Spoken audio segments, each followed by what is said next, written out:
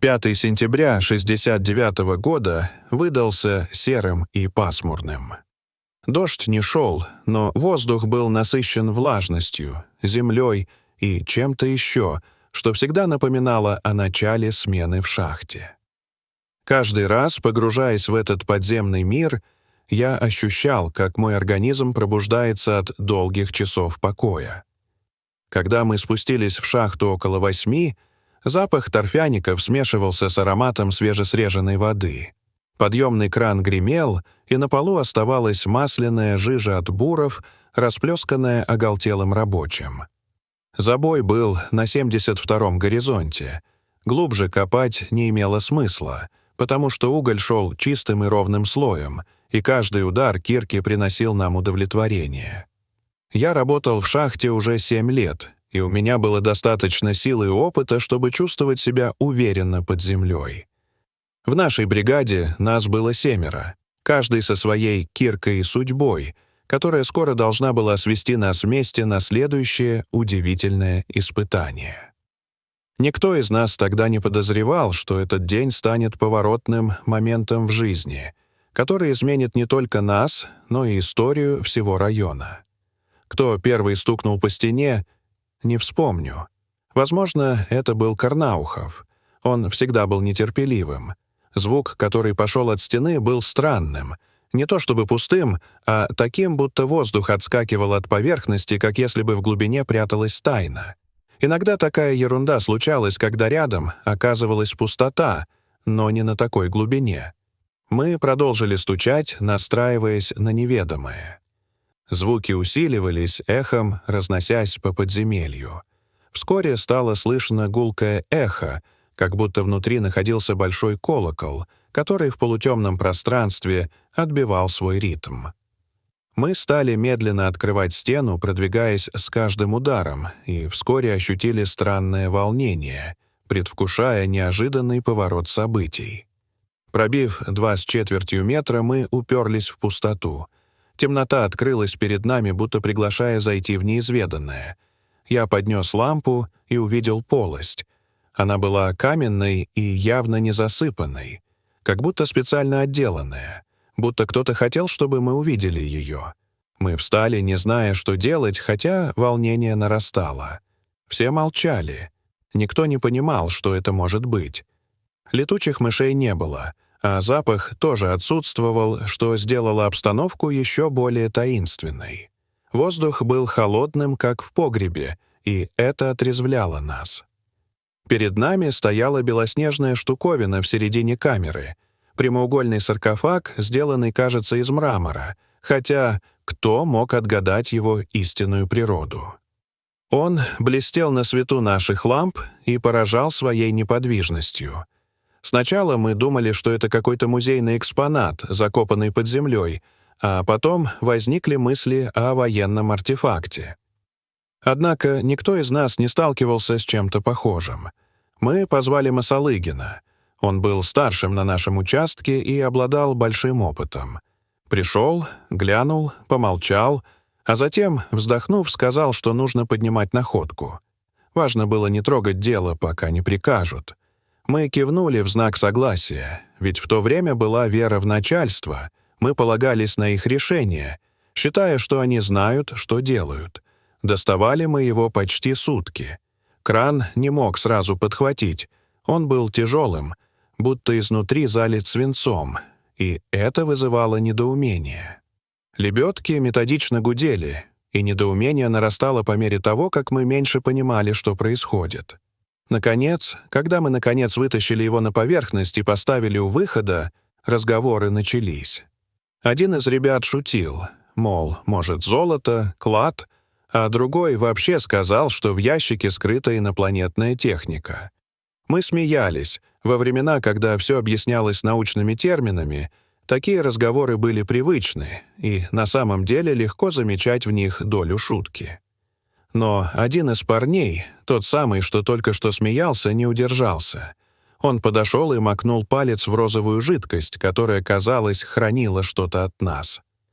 «Пахнет вкусно, но не на вкус», — сказал он и насмешливо прыснул. Но мы не разделили его смех. поскольку в этом мгновении уже чувствовалось нечто зловещее и угрожающее. За его поступком последовала тишина, и я почувствовал, что мы накачались бесконечной серией событий, которые могли произойти после этого. Прошла неделя, и молодой парень, который дразнил нас, стал молчаливым, пустым. Он потерял дар речи и не знал, как вернуться домой, бродил по селу, не узнавая даже мать. Люди в селе замечали, что с ним что-то не так, но никто не придавал этому значения, пока не стало слишком поздно. Через месяц его нашли, замерзшим за деревней, без одежды. Странное было это одержание, и теперь мы начали паниковать, осознавая, что что-то не так, и постепенно растет в нас чувство отчаяния. Местные жители приходили смотреть на женщину, которую мы освободили, и делали все возможное, чтобы объяснить свою реакцию. Крестились и шептали, как будто пытаясь изгнать зловещую ауру, окутывающую ее. Кто-то говорил, что она ангел, другие же, шутя, называли ее ведьмой, предполагая, что что-то ужасное вот-вот произойдет. Одна старая бабка вообще убежала, в страхе воскликнув: «Она еще встанет!». Эта фраза тяжело весила на нас, когда слух о женщине разносился по селу, создавая атмосферу паники и смятения в сознании людей. Люди все больше боялись, и 2 дня спустя, как тень, прилетели военные вертолеты. 4 в форме и 2 в гражданском.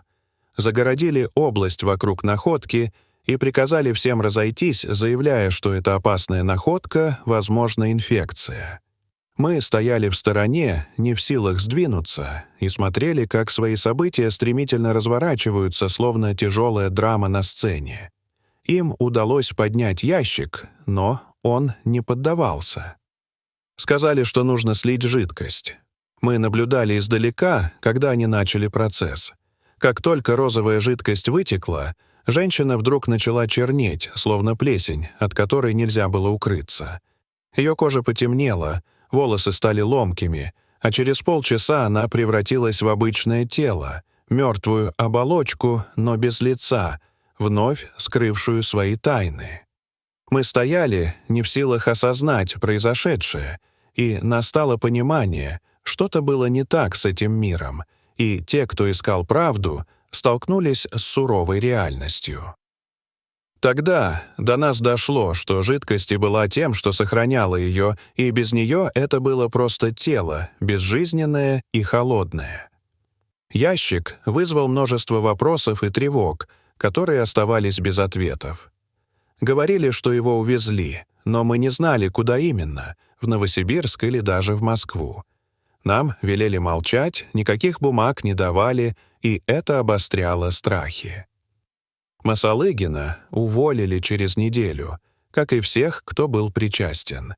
Вскоре вся информация, касающаяся этой находки, исчезла, как будто ее никогда не существовало. Одна газетная статья кратко упомянула о случае, но вскоре ее убрать, и спокойствие вернулось в село, пока мы продолжали прятать свою правду. Редактора тоже уволили, а я помню, как прочитал строки, где писалось, что это выдумка или провокация. Нам-то, кто видел, было отлично известно, что это не просто вымысел, и мы искали понимание, но его не было, только молчание, которое затягивало в бездну. Прошло несколько лет, и тишина витала в воздухе, как тень, скрывающаяся от солнечного света. Затем, в 1973 году, снова были закрыты шахты, но уже в лесах за селом. Говорили, что мы нашли что-то еще, найдены интересные артефакты, которые могли бы объяснить прежние события. Я снова не знал деталей, поскольку военные не делились информацией, и вся обстановка вокруг становилась все более мрачной и загадочной. Посты только усилились, они охраняли это место, исчезая только в ночное время, как призраки, оставляя за собой шлейф страхов. Я слышал слухи о том, что нашли еще одну женщину, несколько или даже целый зал, но ни один из нас не осмеливался исследовать эти слухи глубже, понимая, что это представление может стоить нам жизни. Тайна притягивала как магнит, но страх сковывал наши шаги. Но потом вновь исчезла вся информация, а периметр просто сняли, как будто существование этой находки решили забыть. Оставили лишь пустую будку. Я остался в ржавчике, словно частичка того мира, который исчез. Многие уехали, и, возможно, только в этом таилась надежда на новое начало. Один утонул, другой разбился, и с каждым уходом становилось все труднее подниматься над темной пеленой воспоминаний. Остались я и двое. Кто все это помнит, и иногда встречались, обмениваясь молчаливыми взглядами, осознавая, что лучше просто молчать и не вспоминать о том, что нельзя забыть. Недавно ко мне подошел журналист. Он хотел записать рассказ, я отказался, будто прощаясь с воспоминаниями, которые не должны были увидеть свет. Знал, что никто не поверит в то, что произошло, и я даже сам начал сомневаться, все ли это было на самом деле. Я помню, как пахло в шахте, как дремали тени в безмолвии, когда открыли проход, и помню ее лицо, которое не оставило меня равнодушным. Каждый раз, когда вижу современный телефон, вспоминаю женщину как эхо из другого измерения, словно время не имело над ней власти. Я не знаю, кто она и зачем она там лежала, но в ней было что-то большее и странное. Она казалась живой в миражах этого мира. Это будто было призывом из глубины, к которому мы не успели прислушаться. Она была не как мы, и эта мысль до сих пор соблазняет мое сознание. Может, когда-нибудь кто-то откроет правду, но, может, и не стоит знать, пока мир продолжает двигаться вперед, забывая о том, что по ту сторону забвения, возможно, таятся еще более глубокие истины.